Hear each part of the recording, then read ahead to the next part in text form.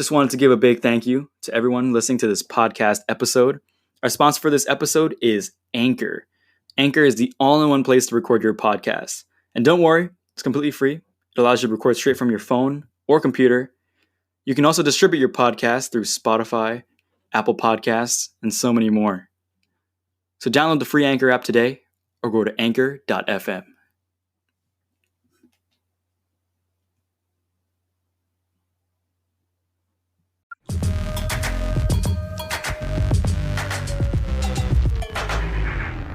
Yeah, so I actually wanted to get a little bit into that first stunt within the Dark Knight Trilogy, the second film in particular. And I know you were one of the guys actually on the wire in the bank robbery scene. And I was kind of wondering, what was that experience like planning that out? I was very lucky enough to have a very good background in wire work because of working for Simon Cranes for so many years and being quite practical. So I've rigged a lot of different wire gags and stuff like that. And I got to perform quite a lot on wires in my career when I was younger, and on like Vertical Limit and Tomb Raiders and Private Ryan and projects like that, being on the end of one, getting blown up or flying through the air and stuff like that. So yeah, it's great. I mean, I always loved it. And it's also the aspect of technically getting something ready and figuring out a way to do something so the body, because when you're on the end of that wire, it puts you physically in the space you need to be in, whether it's flying or throwing you or dropping you.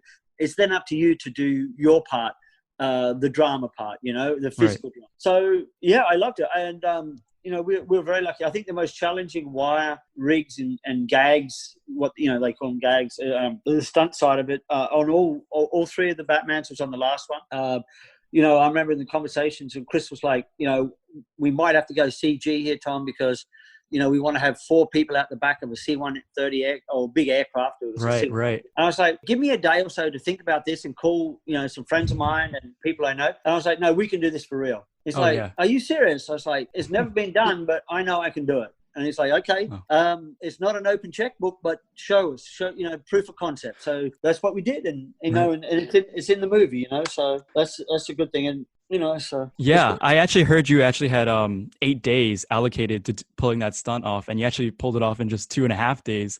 I'm actually kind of wondering what the planning process was like, and how did you do it so efficiently? Well, I think a lot of it comes down to also the rest of your department's camera, director, things like that.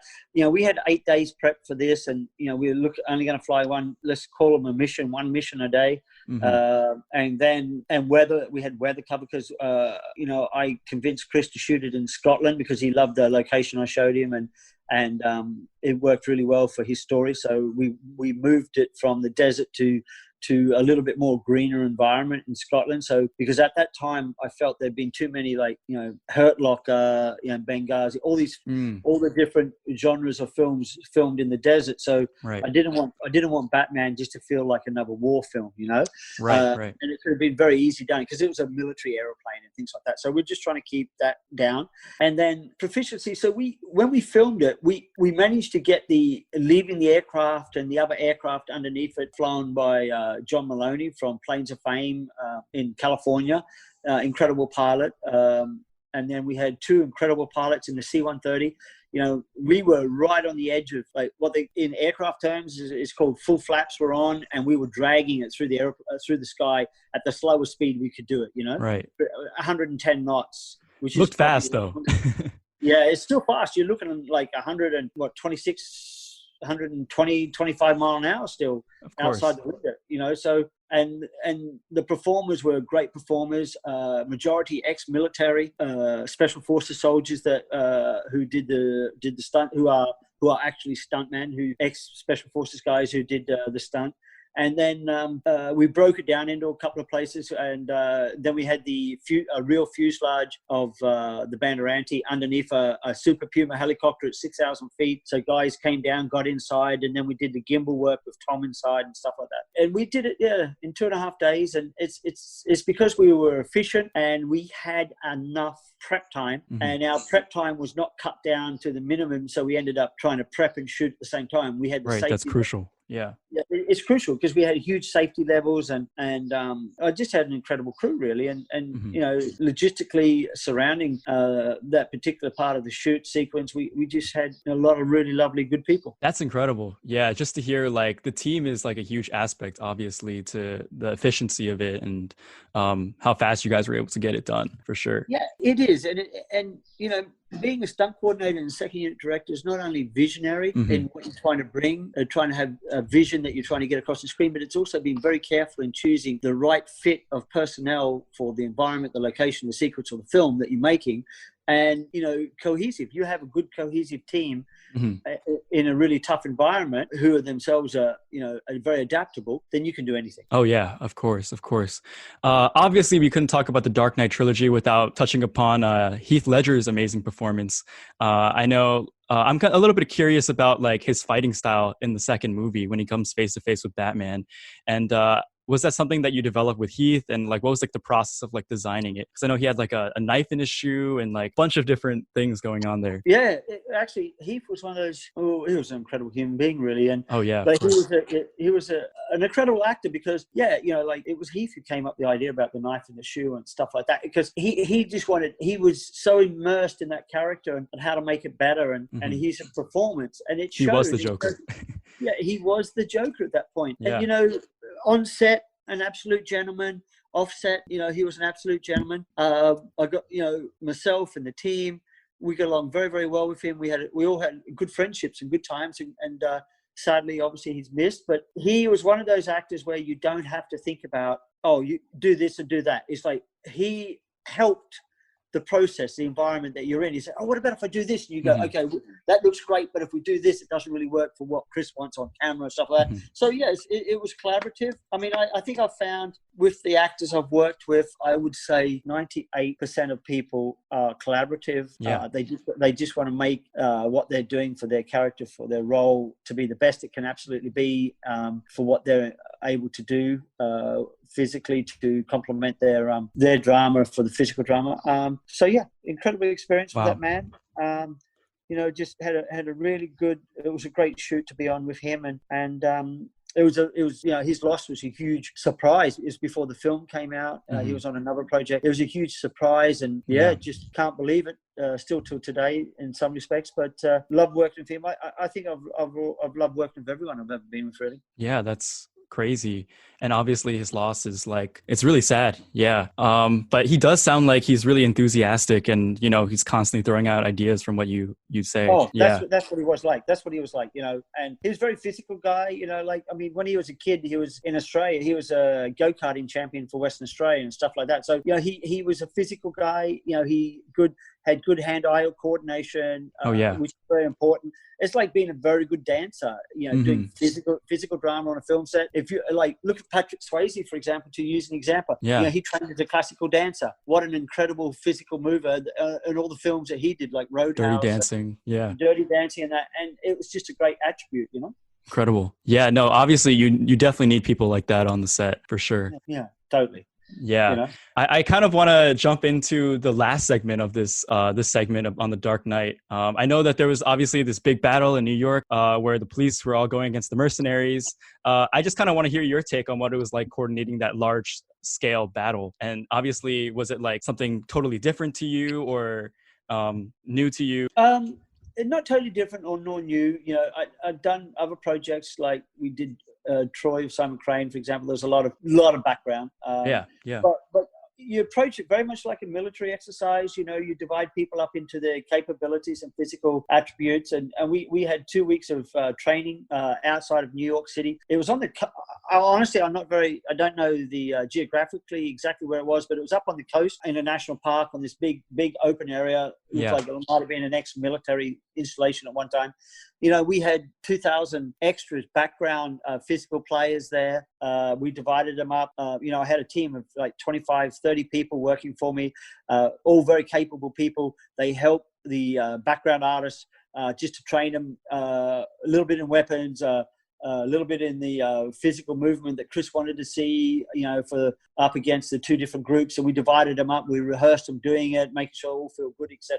Yeah. And then we did it down in Wall Street, you know, and it was a pretty crazy time. And it was one of those, I think in September time, we were in Wall Street, and we had one of those crazy weather systems where it was the first time it had snowed in Wall Street at that time of year since 1865. Wow. So we had that going on too. Not only was it bitterly cold in New York, as you know, being a New Yorker, if it gets cold, it's cold. Oh yeah, definitely. And we had all these people, and they if you treat people good and you look after them, you get that back when you've got it on screen. And they all gave 100%. You know, they all gave 100%. Everyone went home safe. Everyone was happy. Mm-hmm. And we got some great shots, and it's been able to teach or train. I don't know what the right term would be for the scene that you're doing, the background and because you can have the best actors in the world, the best performers in the world, but if you don't look after the fringes and the background and the feel of the whole film, it can be ruined in a heartbeat. Wow. You know, you can have the best performances from, the great names in film. You know, we have the Leonardos, the Christian Bales and Tom Hardys and Tom Sellecks or whoever it might be. You have great physical performances from these people, and if you have a bad background action or whatever's happening in the background of that particular scene, if it's not done right, then you wasted all that money because you're never going to make it right. Of course, yeah. And I'm kind of curious because there's so much going on in that scene. Did you kind of just tell them oh yeah, you guys can coordinate each of your own choreography, or were you in charge of everybody's? I'm in charge of all of it, but what I do is I delegate, and then you got the guys driving the tumblers, and you got the guys driving the trucks, and then you got the guys and girls. I say guys.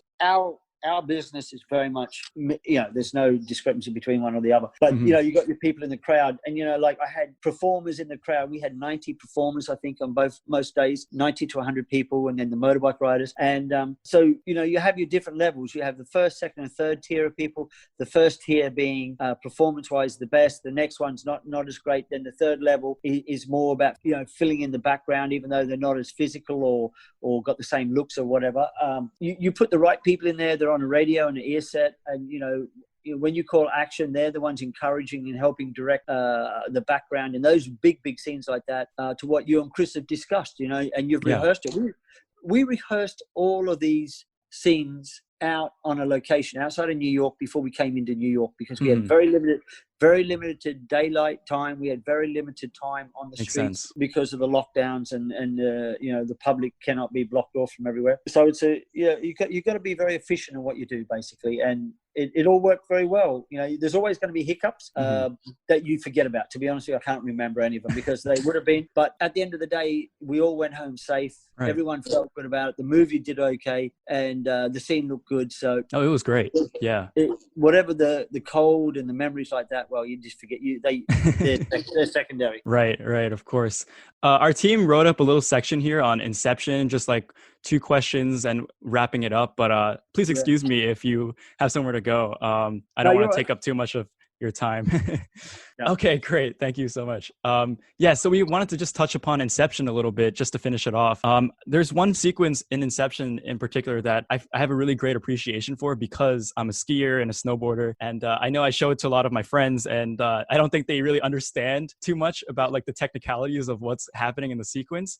But it was probably one of my favorite sequences in there. I was wondering if you could break that down a little bit for us. How did you achieve the ski stunts? Was there a ski stunt team? That we did that in a place called Fortress Mountain in Kananaskis, British Alberta, Canada. I brought in a lot of us all ski already, but I brought in some specialist skiers from Canada.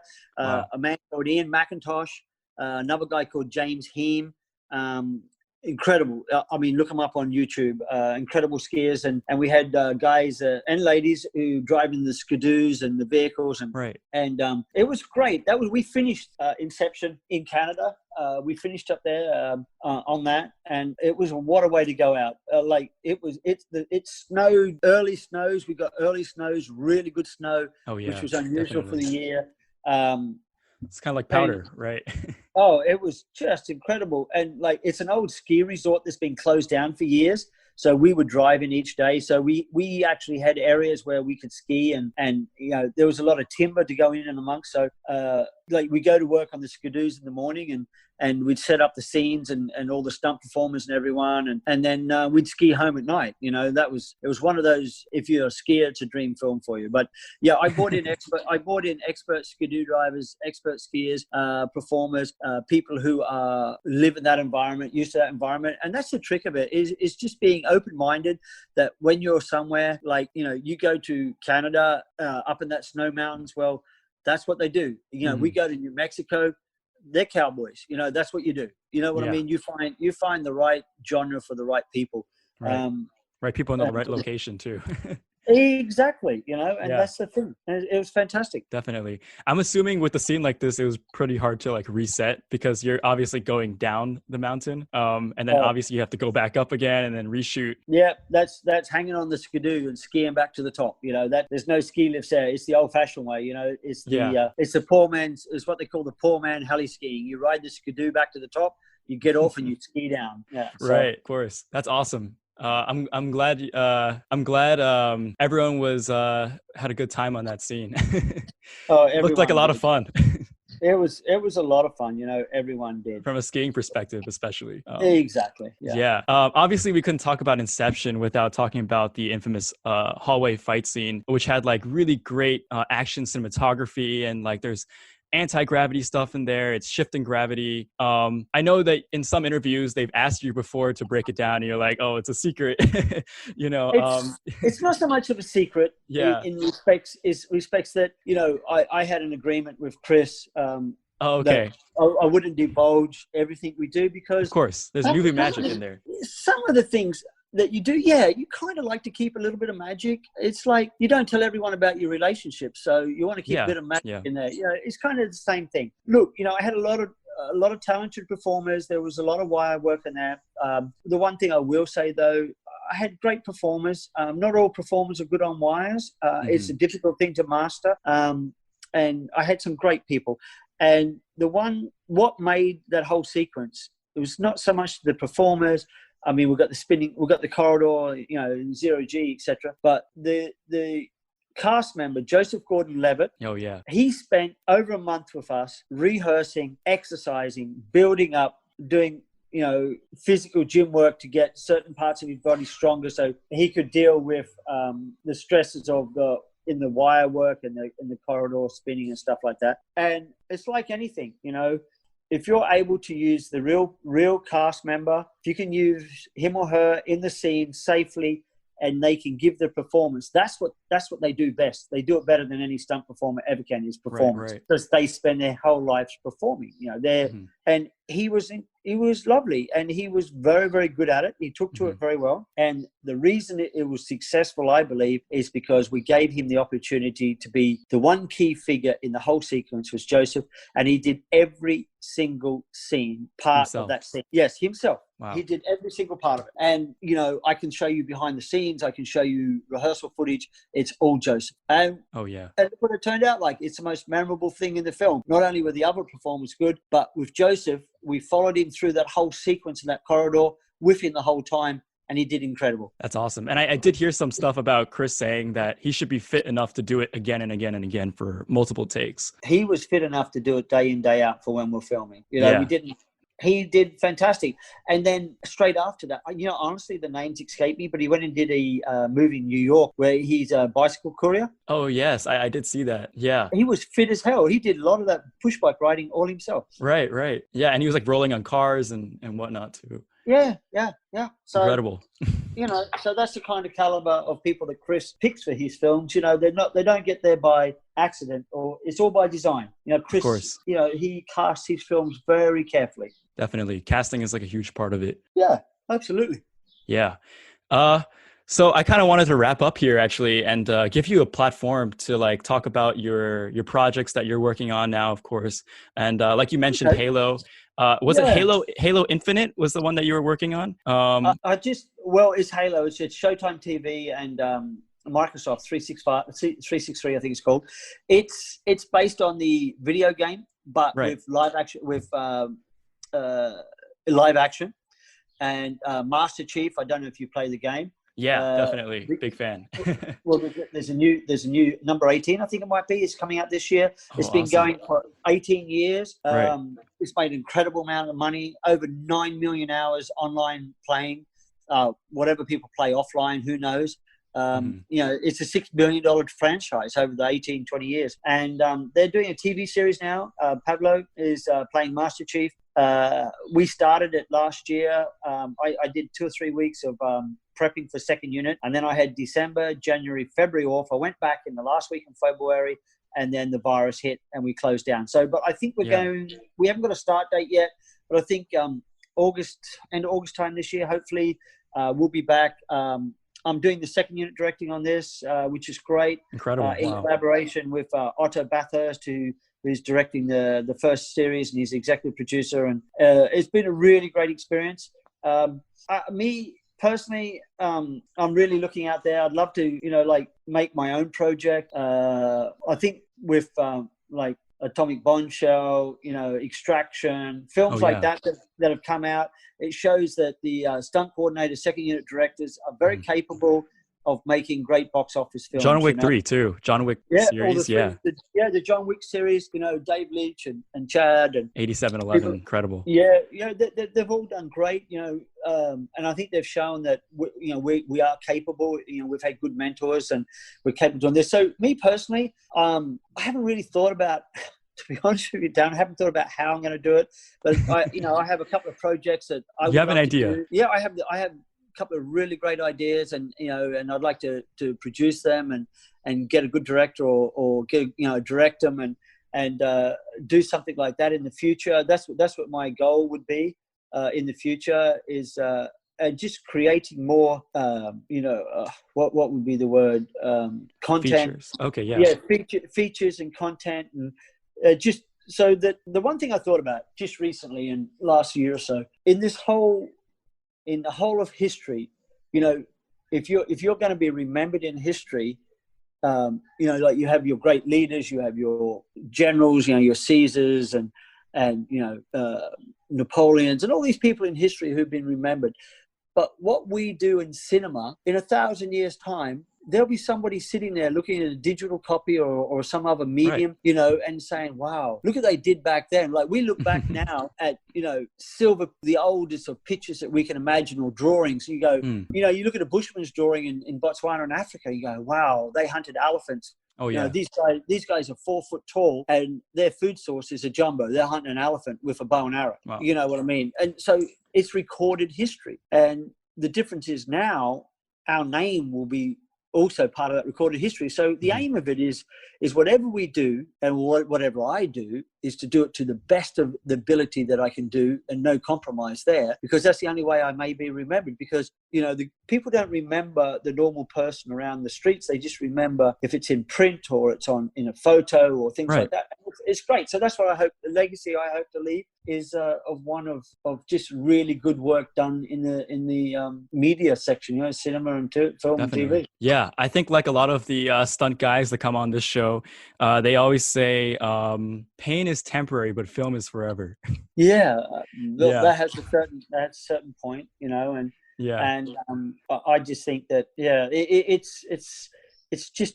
And what's been happening in the last 100 years, I think we've the performers. I think the performances have definitely excelled themselves and got greater. But 100%. You look at what people doing back in the 20s and the great barnstorming, the great Waldo Pepper about barnstorming or any of these old films, and they did incredible work, and it's still there to watch. It's still there to appreciate. Right. Well, thank you so much, Tom, for being on the podcast. We can't wait to see what you make in the future and what you choose to decide to direct and, like you said, making features and whatnot. All the really, really exciting stuff. We always like to end these podcasts off with like a little bit of like a fun question. So our last question for you is, so since you've worked on like Batman films, X-Men films, Lara Croft films, so much stuff, if you could give one superhero or super character the Bollywood treatment, who would it be? Oh, have someone like do a Bollywood film? In the way that Bollywood, creates action films, like super exaggerated and without a doubt.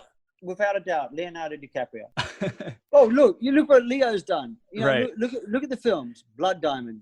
Oh yeah. Django. All these films. Look at the diverse characters he's played. If anyone can pull it off, Leonardo DiCaprio could pull it off. I mean, seriously, he is so versatile. He's a great guy too, to be honest with you. But he is so versatile. He's so adapting, and he loves what he does. Okay, oh, yeah. He loves what he does. It's not just a paycheck.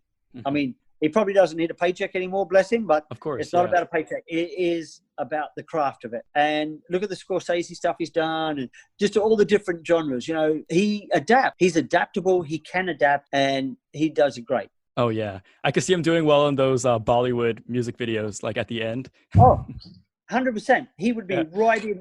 I believe in my heart that he'd be right in there. He could dance. He could sing. He could do it for him. You know?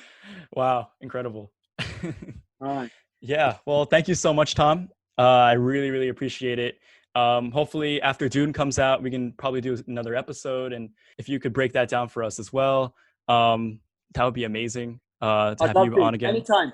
It's been an absolute pleasure. Like I say, I don't do many interviews, but you guys have been an absolute pleasure. And thank you ever so much for the opportunity. Appreciate it. And I look forward to the future. Thank you so much, Tom. Cheers. Bye. Yep.